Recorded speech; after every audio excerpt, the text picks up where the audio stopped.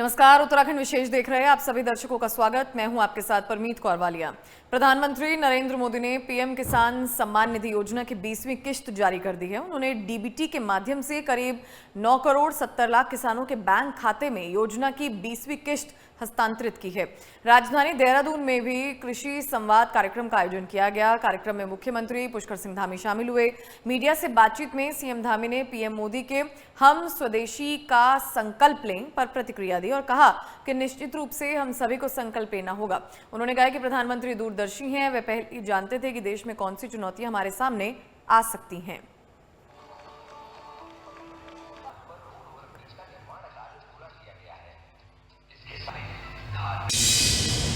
प्रधानमंत्री जी ने किसान सम्मान निधि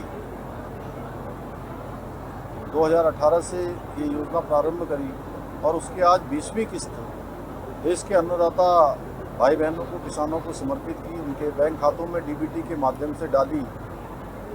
मैं आदरणीय प्रधानमंत्री जी का और आदरणीय कृषि मंत्री जी का बहुत धन्यवाद करता हूँ। देवभूमि उत्तराखंड के भी हमारे 8,27,000 किसानों के खातों में आज ये राशि पहुंची है और पहली बार देश की आज़ादी के लंबे कालखंड के बाद 60 वर्ष बीत जाने के बाद श्री नरेंद्र मोदी जी देश के पहले प्रधानमंत्री हैं जिन्होंने किसानों को एहसास कराया कि वो परिश्रमी हैं, वो देश के अन्नदाता हैं।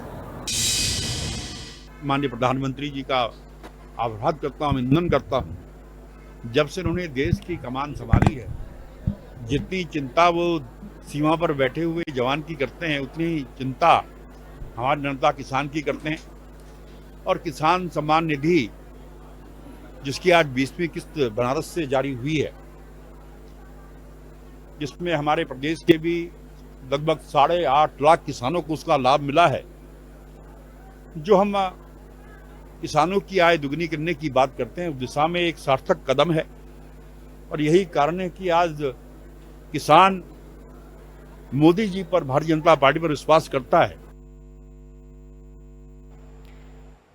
उत्तराखंड में पंचायत चुनाव खत्म होने के बाद अब जिला पंचायत अध्यक्ष और ब्लॉक प्रमुख के चयन को लेकर तैयारियां शुरू हो गई हैं। निर्वाचन आयोग ने प्रक्रिया तेज कर दी है। उत्तराखंड सरकार की ओर से 12 जिलों के जिला पंचायत अध्यक्ष पदों के लिए अंतिम आरक्षण सूची जारी की गई है। 4 अगस्त तक आरक्षण पर आपत्तियां दर्ज की जा सकती हैं, जबकि 5 अगस्त को इन आपत्तियों का निस्तारण किया जाएगा। 6 अगस्त को आरक्षण सूची का अंतिम प्रकाशन किया जाएगा, जिसके बाद चयन प्रक्रिया को अंतिम रूप दिया जाएगा।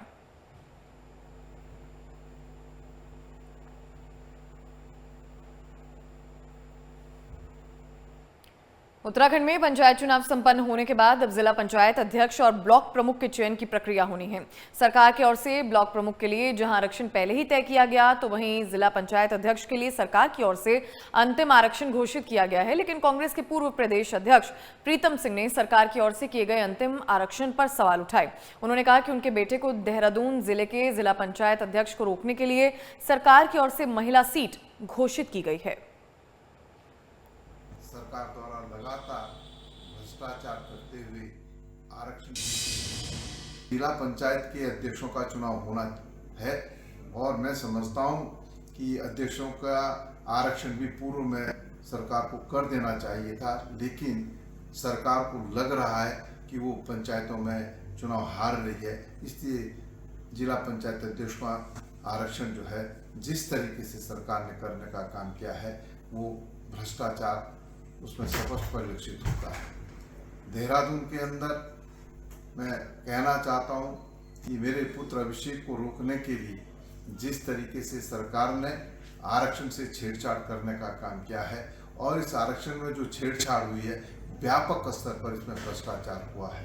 हम देहरादून जिला पंचायत का चुनाव पूरी मजबूती के साथ लड़ने का काम करेंगे, क्योंकि हमारे पास पूर्ण बहुमत है। भारतीय सेना की सेंट्रल कमांड के general officer commanding in chief lieutenant general Anindya Sengupta ने मुख्यमंत्री कार्यालय में सीएम पुष्कर सिंह धामी से शिष्टाचार भेंट की। उन्होंने राज्य के सीमावर्ती क्षेत्रों में सैन्य और सिविल प्रशासन के बीच बेहतर समन्वय स्थापित करने को लेकर विचार चर्चा की। इस अवसर पर सीएम पुष्कर सिंह धामी ने कहा कि भारतीय सेना न केवल देश की एकता, संप्रभुता और अखंडता की रक्षा में महत्वपूर्ण भूमिका निभा रही है, बल्कि आम जनता के साथ समन्वय स्थापित कर विकासात्मक कार्यों में भी सक्रिय सहभागिता कर रही है। उन्होंने कहा कि सीमावर्ती राज्य उत्तराखंड में सेना की ओर से स्थानीय समुदायों की सहायता के लिए विभिन्न सामाजिक उत्तरदायित्वों का सफलतापूर्वक निर्वहन किया जा रहा है। साथ ही प्राकृतिक आपदाओं के समय सेना की ओर से राहत बचाव कार्यों में जो सराहनीय सहयोग प्रदान किया जाता है वह अत्यंत सराहनीय है।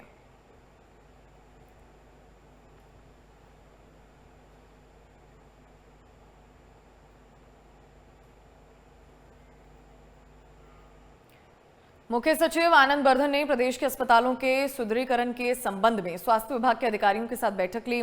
मुख्य सचिव ने प्रदेश के सभी जिला और उपजिला अस्पतालों में आवश्यक सुविधाएं उपलब्ध करवाने के निर्देश दिए। उन्होंने कहा कि जिला उपजिला अस्पतालों में NICU, SNCU और PICU जैसे आवश्यक सुविधाएं अनिवार्य रूप से उपलब्ध करवाई जाएं। मुख्य सचिव ने कहा कि प्रदेश भर के ऐसे CHC जिनमें मरीजों की संख्या अधिक है या जो प्रदेश के दूरस्थ क्षेत्रों में स्वास्थ्य सेवाओं के लिए अत्यधिक महत्वपूर्ण है, उनमें फिजिशियन, सर्जन, स्त्री रोग विशेषज्ञ, हड्डी रोग विशेषज्ञ एवं बाल रोग विशेषज्ञ जैसे न्यूनतम आवश्यक मेडिकल सुविधाओं से संतृप्त किया जाए। मनीष डंगवाल हमारे साथ जुड़ गए हैं, हमारे संवाददाता। मनीष, क्या कुछ जानकारी है? अस्पतालों में जरूरी सुविधाएं उपलब्ध करवाने के लिए जरूरी दिशा निर्देश दिए गए हैं। स्वास्थ्य विभाग के साथ अधिकारियों की बैठक हुई है, क्या जानकारी?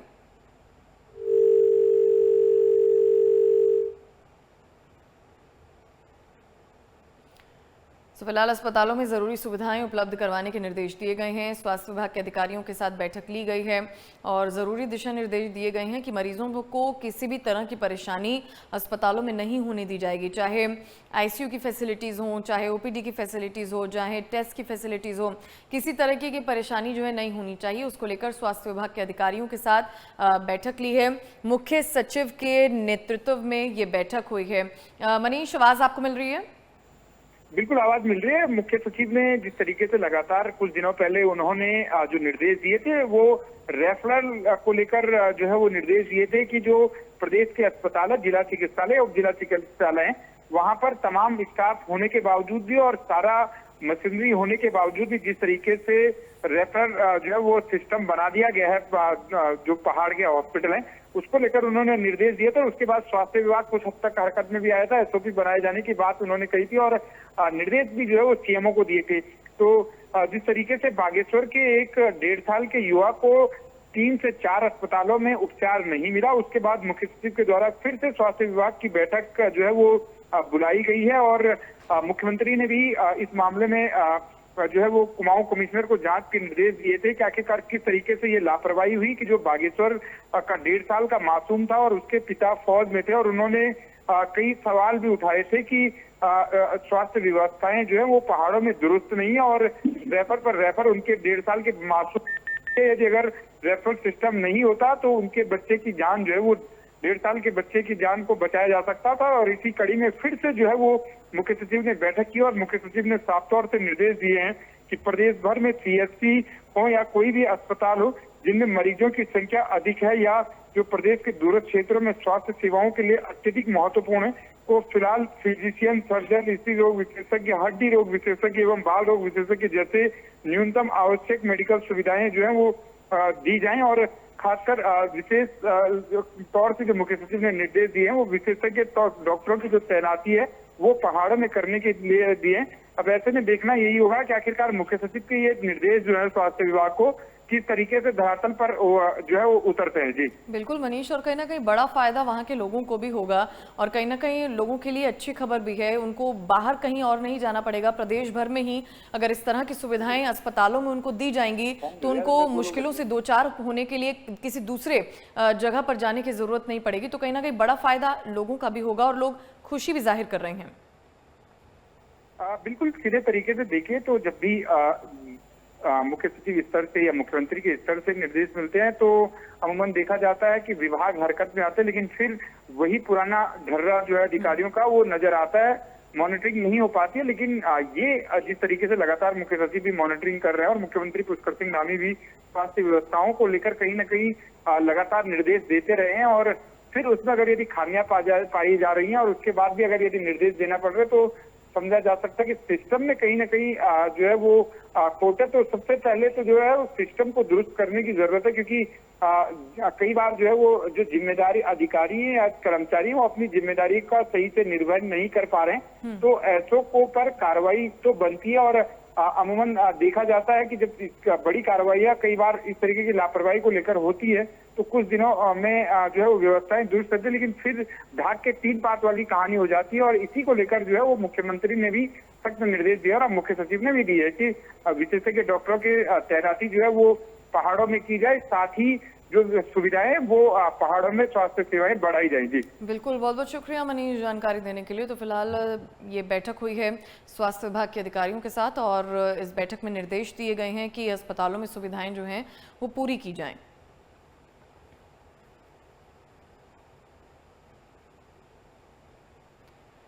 वहीं देहरादून में मुख्य सचिव आनंद वर्धन की अध्यक्षता में राज्य गंगा समिति की 18वीं बैठक हुई, जिसमें गंगा संरक्षण, लिक्विड और सॉलिड वेस्ट मैनेजमेंट समेत कई परियोजनाओं की प्रगति की समीक्षा की गई।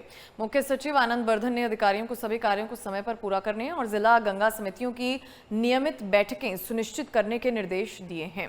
कोटद्वार, पौड़ी, रुद्रप्रयाग में लंबित एसटीपी कार्यों को जल्द पूरा करने के लिए जिलाधिकारियों को 1 महीने का समय दिया गया है।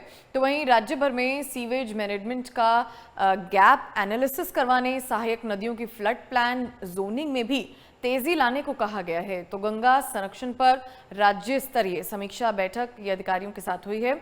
मुख्य सचिव आनंद वर्धन की अध्यक्षता में अधिकारियों के साथ ये बैठक हुई और अधिकारियों को तेजी से विकास कार्यों को करने के निर्देश दिए गए हैं। मनीष हमारे साथ जुड़ गए हैं, हमारे संवाददाता। मनीष, क्या कुछ जानकारी है? मुख्य सचिव आनंद वर्धन ने अधिकारियों के साथ बैठक की और कहीं ना कहीं किस तरह से विकास कार्यों को पूरा किया जाए, दिशा निर्देश दिए गए हैं अधिकारियों को? देखिए, बिल्कुल मुख्य सचिव के द्वारा राज्य गंगा समिति की जो बैठक है 18वीं बैठक संपन्न हुई और मुख्यमंत्री ने गंगा संरक्षण और कायाकल्प के लिए जो है वो किए जा रहे कार्यों की जो है वो जानकारी भी ली है। साथ ही कहा है कि liquid waste management, solid waste management आदि कार्यों के लिए जो कार्यदायी संस्थाओं को गंभीरता से कार्य किए जाने की आवश्यकता है। मुख्य सचिव ने साथ ही कहा है कि जिला गंगा समितियों की जो बैठकें हैं वो समय पर जो है अनिवार्य रूप से कर ली जाए। और मुख्य सचिव ने कहा है कि जल निगम के अंतर्गत तैयार किए जा रहे सीवरेज मैनेजमेंट प्लान का निर्माण कार्य शीघ्र पूर्ण किया जाए। कुल मिलाकर एक तरफ जहां गंगा की स्वच्छता को लेकर केंद्र सरकार भी गंभीर है, तो वहीं उत्तराखंड सरकार भी जो है वो गंगा की स्वच्छता को लेकर अपने स्तर पर जो है वो काम चलाने के निर्देश दे रही है। और जो नमामि गंगे के तहत काम है वो भी जो है उत्तराखंड में देखे जा रहे हैं। तो वहीं दूसरी तरफ राज्य गंगा समिति जो बनी है उसके जरिए भी जो है वो गंगा को स्वच्छ किए जाने के प्रयास किए जाते रहे हैं। और सबसे बड़ी बात यह कि हरिद्वार तक तो गंगा साफ है, लेकिन उसके बाद जिस तरीके से गंगा ज्यादा प्रदूषित नजर आती है, लेकिन फिलहाल जिस तरीके से उत्तराखंड में भी कई जगहों पर गंगा में जो गंदगी रहती है उसको साफ किए जाने के प्रयास जो है वो सरकार के द्वारा भी उत्तराखंड में किए जा रहे हैं। जी ठीक है, शुक्रिया मनीष जानकारी देने के लिए। तो मुख्य सचिव आनंद वर्धन ने आज अधिकारियों को तेजी से विकास कार्यों को पूरा करने के निर्देश दिए हैं।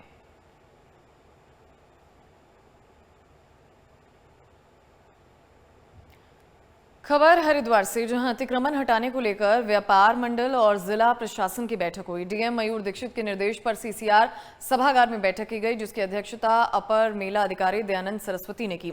बैठक में अतिक्रमण को लेकर यह फैसला लिया गया कि हरकी पैड़ी और अपर बाजार के व्यापारी अब अपने वाहन भीमगौड़ा टेलीफोन एक्सचेंज के पास पार्क करेंगे। मौके पर मौजूद अपर मेला अधिकारी दयानंद सरस्वती ने बताया कि हरकी पौड़ी समेत धार्मिक स्थानों पर अतिक्रमण पर पूरी तरह रोक लगाई जाएगी।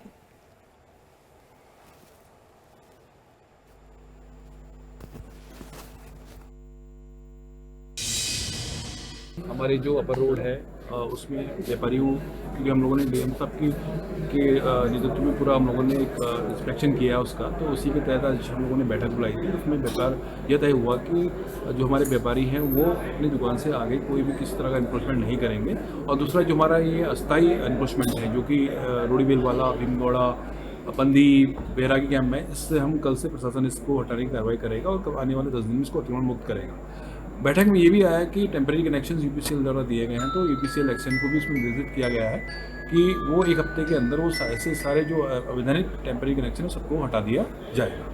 तो एक आम समिति बनी है और हमारा प्रयास ये रहेगा कि इसको ब्यूटिफिकेशन करने के बाद और सारा इंक्रोचमेंट हटाने के बाद हम लोग वहाँ पर होमगार्ड या पुलिस के जवानों की ड्यूटी लगाएगी, जिससे कि इसको परमानेंट सॉल्यूशन दिया जा सके। मनोज कश्यप हमारे संवाददाता हरिद्वार से हमारे साथ जुड़ गए हैं। मनोज, अतिक्रमण हटाने को लेकर फिलहाल प्रशासन जो है सख्त नजर आ रहा है, क्या कुछ दिशा निर्देश आज दिए गए हैं बैठक में?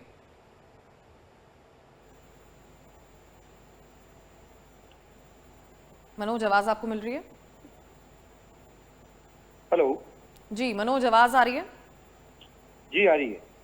मनोज, किस तरह के दिशा निर्देश आज अधिकारियों को दिए गए हैं, क्योंकि अतिक्रमण के खिलाफ प्रशासन जो है लगातार सख्त नजर आ रहा है? जी मैं आपको बता दूं कि जिला अधिकारी हरिद्वार के माध्यम से जिस तरह से व्यापारियों के साथ में जो बैठक की गई है, आगामी कुंभ को लेकर के ये बैठक की गई है और इसमें बड़े ही अहम निर्णय लिए गए हैं, क्योंकि कॉरिडोर भी बनना है। कॉरिडोर को लेकर भी दिशा निर्देश जारी किए गए हैं कि जिसमें व्यापारियों से सहयोग की अपेक्षा जिलाधिकारी के माध्यम से की गई है और जिलाधिकारी को व्यापारियों की तरफ से भी पॉजिटिव रिस्पांस मिला है, जिसमें दयानंद सरस्वती भी शामिल थे, क्योंकि हरिद्वार एक धार्मिक स्थल है और यहाँ पर धार्मिक स्थानों पर अतिक्रमण पूरी तरह से रोका जाए, इसको लेकर के व्यापारियों के साथ में ये बैठक की गई थी।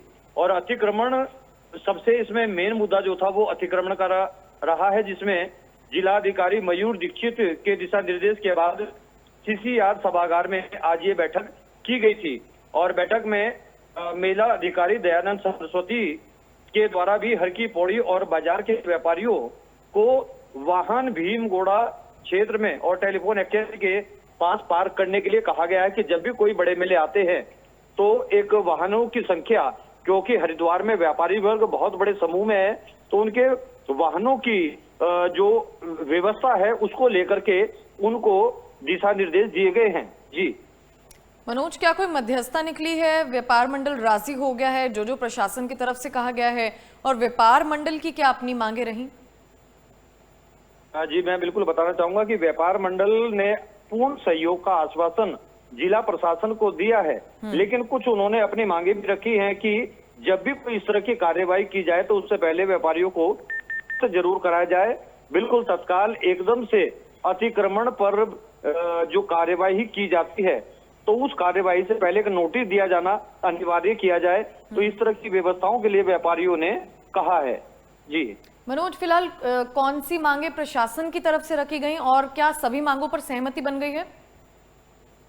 जी इसमें आपको बता दूं कि जो मुख्य मांगे हैं, मुख्य मांगों में जो जिला प्रशासन की ओर से व्यापारियों को कहा गया है, तो सबसे पहली जो व्यवस्था है वो है वाहनों की और दूसरी व्यवस्था है अतिक्रमण की, क्योंकि दुकानों के बाहर जो फड़ लगती हैं उन फड़ों को लेकर के व्यापारियों को दिशा निर्देश जारी किए गए हैं कि जब भी कोई बड़ा या छोटा मेला होता है तो उस समय दुकानों के बाहर जो फड़े लगती हैं वो फड़े ना लगाए, क्योंकि इसके कारण बाजार में जो है भीड़ अत्याधिक होने के बाद में जिस तरह से मनसा देवी पर घटनाक्रम हुआ उसी तरह से घटनाएं घटने की आशंकाएं बनी रहती है। तो इसको लेकर के किसी भी प्रकार का हरिद्वार क्षेत्र के मार्गों पर कोई भी अतिक्रमण व्यापारी वर्ग ना करे, जिसको लेकर के व्यापारी वर्ग ने भी अपनी सहमति जताई है और आश्वासन दिया गया है कि प्रशासन का सहयोग किया जाएगा।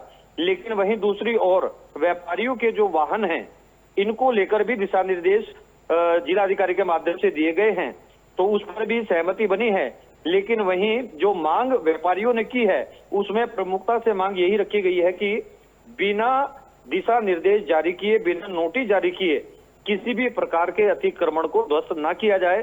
तो सबसे पहली मांग व्यापारियों की यही रही है और जब भी कोई मेला आता है तो उससे पूर्व व्यापारियों के साथ में विचार मंथन जरूर किया जाए, जिससे कि व्यापारी और प्रशासन की सहभागिता से जो भी मेला पर्व आते हैं उनको सकुशल संपन्न कराया जा सके। इस चीज को लेकर के व्यापारियों ने अपनी बात जिला प्रशासन के सामने रखी है। ठीक है मनोज, आप हमारे साथ बने रहिए, अगली खबर पर भी आपसे जानकारी लेंगे। तो फिलहाल व्यापार मंडल और जिला प्रशासन के बीच आज बैठक हुई है और कई मांगों पर सहमति आज बनी है।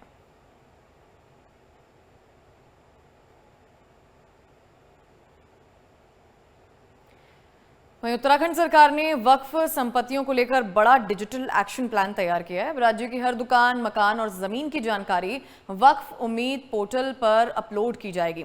इसमें वक्फ संख्या, खसरा खतौनी, कब्जेदार, किराएदार, बकाया किराया और फोटो समेत कई जानकारियां देना अनिवार्य होगा। देहरादून से वक्फ बोर्ड अध्यक्ष शादाब शम्स और विशेष सचिव पराग मधुकर धकाते को डिजिटल प्रशिक्षण दिया गया है। वक्फ बोर्ड के सीईओ ने बताया कि जल्दी हरिद्वार, नैनीताल समेत अन्य जिलों में भी प्रशिक्षण पूरा किया जाएगा। शादाब शम्स ने कहा है कि नया वक्फ अधिनियम गरीबों, विधवाओं और अनाथों के अधिकारों की रक्षा करेगा और अवैध कब्जेदारों के खिलाफ सीधे कार्रवाई संभव होगी। तो फिलहाल पोर्टल से अब निगरानी रखी जाएगी। वक्फ उम्मीद पोर्टल, प्रदेश वक्फ बोर्ड के जो अध्यक्ष हैं उन्होंने तमाम जानकारियां दी हैं। मनोज कश्यप हमारे साथ बने हुए हैं। मनोज, इस पोर्टल के बारे में जानकारी आपसे लेना चाहेंगे, किस तरह का ये पोर्टल है, कैसे काम करेगा और प्रदेश वक्फ बोर्ड के अध्यक्ष ने तमाम क्या जानकारियां दी हैं? जी मैं आपको बताना चाहूंगा, देखिए मुख्यमंत्री पुष्कर सिंह धामी के द्वारा जिस तरह से लैंड जिहाद को लेकर के कार्यवाही की गई है, उसी कड़ी का एक हिस्सा ये पोर्टल भी है। क्योंकि इस पोर्टल के माध्यम से जितनी भी अवैध संपत्तियां हैं जिन्हें वक्फ बोर्ड का बता करके उन पर जो है अवैध तरह से मजारें बनाई गई, मस्जिदें बनाई गई, तो ऐसी कोई भी संपत्ति अब छुपी नहीं रहेगी।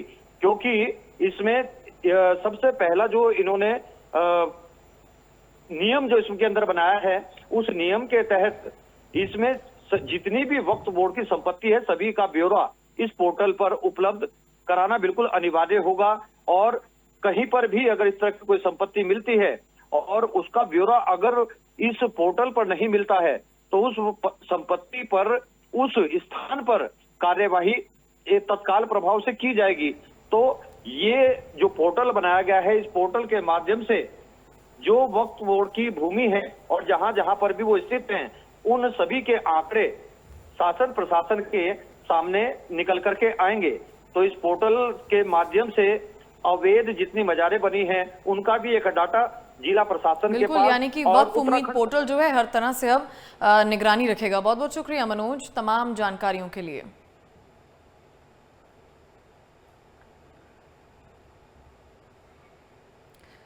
वहीं हरिद्वार में जिला प्रशासन ने नैनीताल हाईकोर्ट के आदेश के बाद स्टोन क्रशरों के खिलाफ कार्रवाई शुरू कर दी है। अब तक 30 से ज्यादा स्टोन क्रशरों को सील किया जा चुका है, जबकि 48 क्रशर बंद कराए जाने हैं।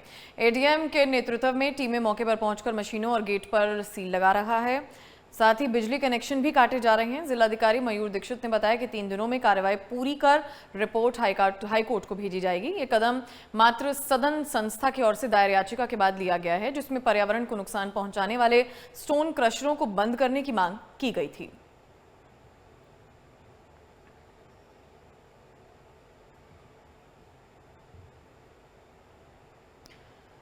चमौली के हेलंग क्षेत्र में एक बड़ा हादसा सामने आया। यहां डैम साइट पर अचानक पहाड़ का एक हिस्सा टूटकर गिर गया है। इस हादसे में 4 श्रमिक घायल हो गए। सभी श्रमिकों को अस्पताल में भर्ती कराया गया है, जहां उनका इलाज जारी है। गनीमत ये रही कि इस हादसे में किसी की जान नहीं गई।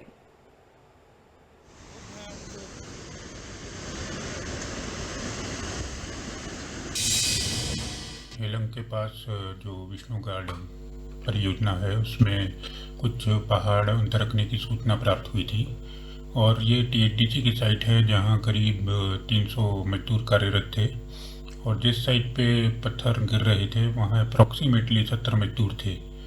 और जब पत्थर गिरने स्टार्ट हुए तो सभी ने भाग के अपनी जान बचाई। कोई कैजुअलिटी की सूचना नहीं है। 8 लोग घायल हुए थे जिनको टीएचडीसी परिसर पे ही फर्स्ट ट्रीटमेंट किया गया है और 4 लोग जिनको थोड़ी गंभीर चोटें थी उनको पीपल कोटी विवेकानंद हॉस्पिटल में लाया गया है और वहाँ अभी बताया जा रहा है कि एक के पैर में प्लास्टर करने की आवश्यकता पड़ रही है। कोई हताहत नहीं है और जितनों को सामान्य चोट थी सबको डिस्चार्ज किया जाएगा और टीएचडीसी को निर्देशित किया गया है कि साइट की सुरक्षा सुनिश्चित होने के बाद ही वहाँ कार्य आरंभ किया जाए।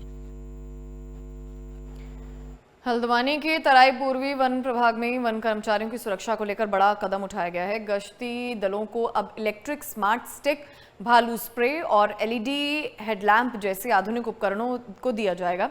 डीएफओ हिमांशु बागड़ी ने बताया कि वन विभाग के कर्मचारी जंगलों और तराई क्षेत्रों में नियमित गश्त करते हैं, इसमें उनकी सुरक्षा काफी जरूरी है। इन उपकरणों से वन्यजीवों से होने वाले संभावित खतरे को कम करने में मदद मिलेगी और गश्त भी अधिक प्रभावी होगी।